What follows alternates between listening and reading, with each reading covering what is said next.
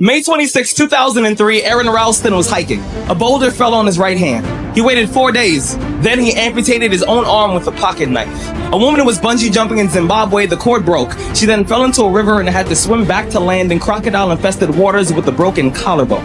The most amazing part of these stories is when asked about the experience, they all smiled, shrugged, and said, "I guess things could have been worse." When your day is a museum of disappointments hanging from events that were outside of your control. When you find yourself flailing in an ocean of why is this happening to me, remember that you will survive. Remember, things could be worse. Remember, when the world crumbles around you, you have to look at the wreckage and then build a new one out of all the pieces that are still here. Remember, you are still here. The human heart beats approximately 4,000 times per hour, and each pulse, each throb, each palpitation is a trophy engraved with the words, "You are still alive." You are still alive. Act like it. Stop waiting for something to move you and move yourself. I want you to be able to push your buttons and not let anything else push your buttons. You gotta move you every single day. If you get to a point in your day and you down and out, if you get to a point in your day and you exhausted, you get to a point in your day and you're not feeling it, you can stop right there and change the mood. Nobody control your mood. You control your mood. You control your feelings. I don't care how small it is. I don't care how minuscule the movement is, but make movement. Move forward and do that every single day, no matter what, including today. You aren't getting any closer to your 5-year plan or your 3-year plan or your 7-year plan or any plan that you've got unless you get up and start getting after it today. If people ask you, say, how you doing? Even if you're having some difficult times, say, I'm blessed and highly favored. Because anytime you wake up and you don't have a white chalk outline around your body, it's a great day. And so I say to you, it's possible you can live your dream if it's becoming a diamond, if it's having more, it's achieving more, it's being a better father, being a better mother, whatever it is, it's possible you can live your dream. It's necessary that you have a plan of action, that you're resilient, that you stick to, and you work with the system, that you have the vision and never give it up, that you become creative and relentless and keep on coming back again and again and again, and that it's you that you got to take personal responsibility to make it happen, and that it's hard, easy is not an option, and when life knocks you down, jump back up and say, it's not over until I win. Don't cry to give up, try to keep going. Don't cry to quit. You already in pain, you already hurt. Get a reward from it. I dare you to fail. I dare you to take that same class over and over again. I dare you to stop dropping classes like you saw. It's one thing to talk about your destiny. It's one thing to dream about your destiny. But it's another thing to wake up when you know you're supposed to wake up. To write when you don't feel like writing that paper. To say no to that party. Saying no to quit when you still got 100 more shots to make.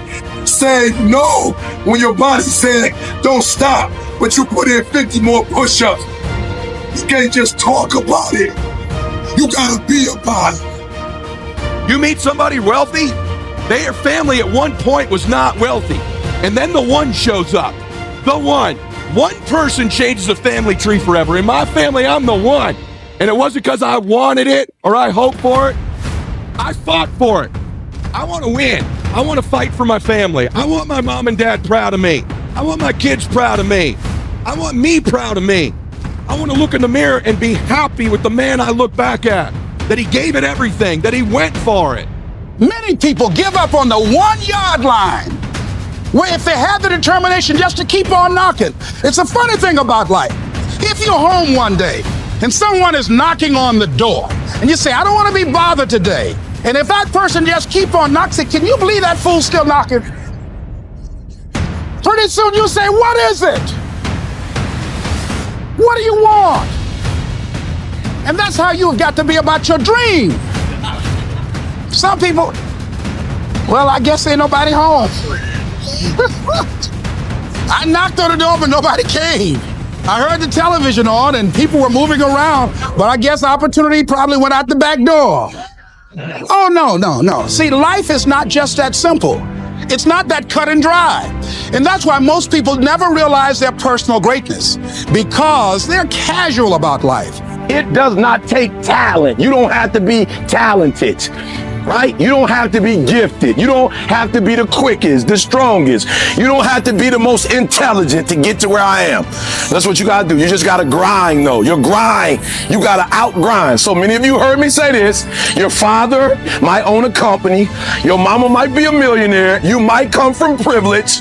Your daddy might hook you up with a car. He might know people. He might be able to get you a job, but you will not outwork me. And what you have to decide in your position, you have to make a decision that nobody in this league in your position will outwork you. You have to take advantage of an opportunity of a lifetime in the lifetime of the opportunity. Pain is the high cost of growth.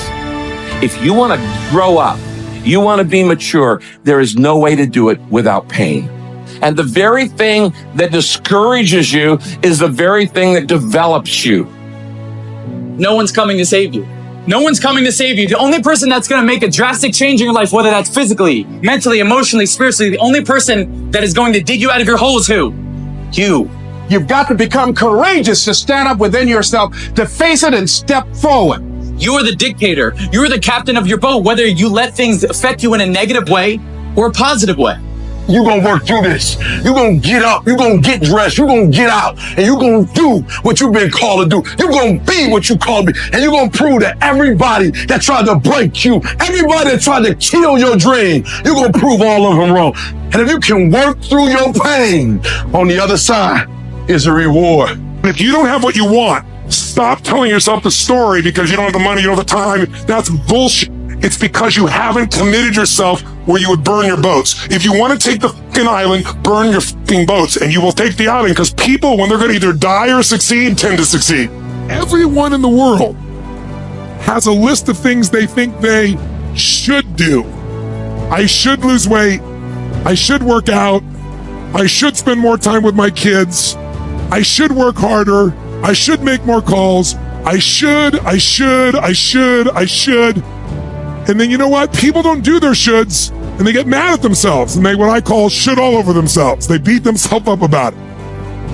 What changes people is when your should becomes a must. When suddenly the thing you said should happen has to happen. That's when human beings change. It's like if you want to take the island, burn the boats. Because if there's no way to go back, it's amazing what happens when it's a must to do something versus a should.